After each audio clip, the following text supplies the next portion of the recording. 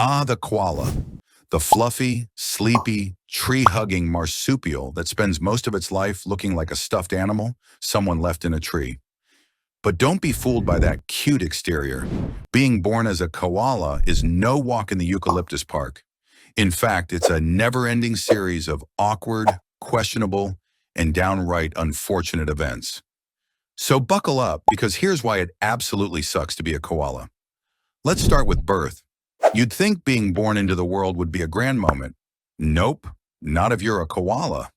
You come into this world as a jelly bean-sized, pink, blind, hairless creature that looks like a rejected gummy bear. And if that's not bad enough, you have to crawl your way from your mother's exit ramp all the way up to her pouch. No GPS, no directions, just pure instinct. One wrong move and, well, let's not talk about it. But congratulations. If you make it, you now live in a pocket of flesh for 6 months, clinging to your mom's nipple like your life depends on it. Because, well, it does.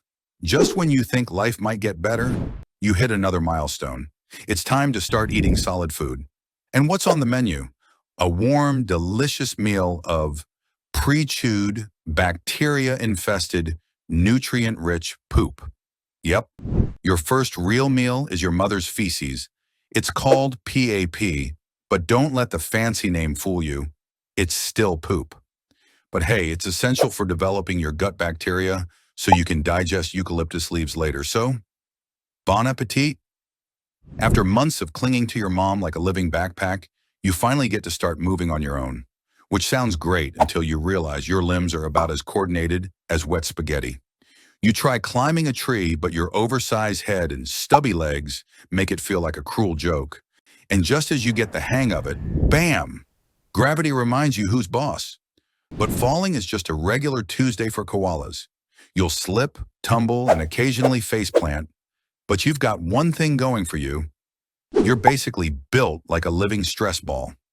That thick fur and extra body fat, it's nature's way of saying, you're gonna fall a lot, so here's some padding. Now let's talk about food.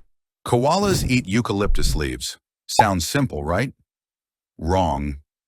Eucalyptus is basically the junk food of the plant world, low in nutrients, toxic, and super hard to digest. But since koalas didn't get the memo that other animals eat better food, they're stuck with this ridiculous diet. As a result, koalas spend most of their life in an eternal food coma. They sleep for up to 22 hours a day. That's not laziness, it's pure survival. Because digesting eucalyptus is so exhausting that if koalas moved any more, they just keel over from energy loss. If you've ever had a really bad Thanksgiving food coma, congratulations. You now understand a koala's entire existence. Speaking of existence, let's talk about intelligence, or rather, the lack of it. Koalas have one of the smallest brain-to-body ratios of any mammal. And to make things worse, their brains are smooth. Most animals have wrinkled brains, which means more surface area for thinking power. Koalas? Smooth as a bowling ball. This lack of brain power leads to some truly facepalm-worthy moments. For example, if you take eucalyptus leaves off a tree and put them on a plate, a koala will have no idea what to do with them. It won't eat them because it doesn't recognize them as food. That's right. The animal whose entire diet is eucalyptus leaves cannot process the concept of eucalyptus leaves on a different surface. Yikes. Now let's talk romance. When it's time to find a mate, male koalas let out a sound that can only be described as a demon-possessed chainsaw mixed with a clogged drain. It's not cute, it's not romantic, it's just loud and terrifying. And if that noise somehow attracts a lady, things don't get much better. Mating season is aggressive, competitive, and often involves lots of wrestling, biting, and general chaos. And after all that effort, the males are usually left to sulk alone in a tree while the females do all the work of raising the kids. Nice. As if things weren't bad enough, there's one more major downside to being a koala, a ridiculously high chance of catching chlamydia. Yes, you heard that right.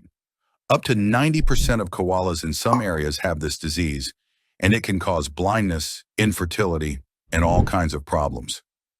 Nature really said, let's make life as difficult as possible for these guys.